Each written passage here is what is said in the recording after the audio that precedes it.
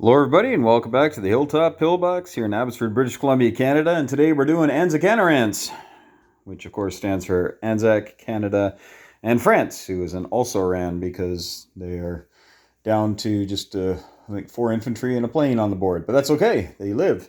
So Anzac quickly had $20 to spend, and they are just going to spend 9 of that. Boom. On 3 infantry, so they are saving 11. And Canada has 27 to spend, and they're going to buy 3 tribal class destroyers for 24, which will leave them with $3 from the 27. So we're right over here anyway with Anzac, so just it's all non-combat stuff. So these 3 ships are all going to come down to New Zealand, and these 3 fighters are going to go down to New Zealand.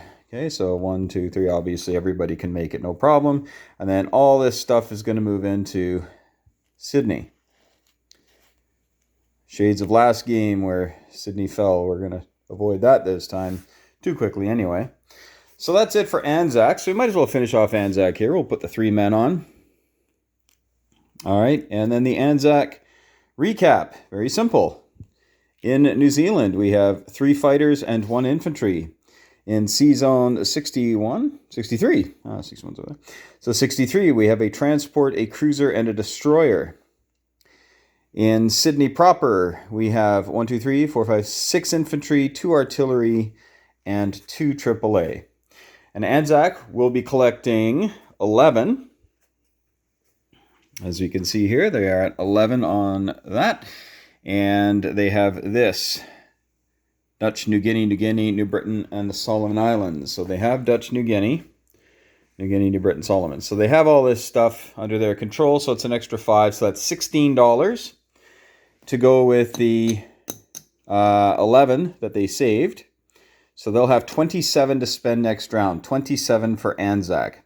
Okay, Canada is not doing any movements at all. Just going to be placing 3 destroyers here off the coast of New Brunswick, Nova Scotia, Quebec here. Okay, so that's all they are doing. Everything else is status quo.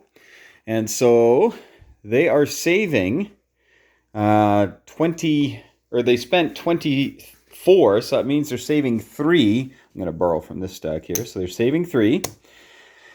And they get 7. And then they also have the 3 bonus here for having somebody in an originally French territory, which is right there. So they'll get 10, which means Canada will have 13 to spend next round. 13. 13 for Canada and 27 for Anzac. And for the French, they're just going to do that. That's all we're going to do there. And that is it. So that's it, folks, for the wrap-up for round 4. I think the Axis are sitting at around 13 or 14 of the points they need, and they only need 12. So we're going to have to do something as the Allies to catch up with them. But it's a great game. We're loving it. And we'll see how things go on round 5. We're at the halfway point of the game. And some big events. China is gone. Italy is doing very well. And I don't know if you saw it on the Italian turn. They flew a transport over here with a couple of guys. And so they got 3 men in a transport there. And Iran, obviously, are going to be bulked up by the Japanese. But we'll see what happens. Moscow, not under duress yet, but it's getting closer. And the Japanese, obviously, will probably have all the money islands next round. And the Americans are coming. See if the cavalry gets here on time. All right, folks, that's it. Have yourselves a wonderful day. And we'll see you for Germany's turn. Run by VK Cowboy. Doing very well. And we'll see what Germany has up its sleeve for the next round of our YouTube Wars Season 5. We'll see you next time.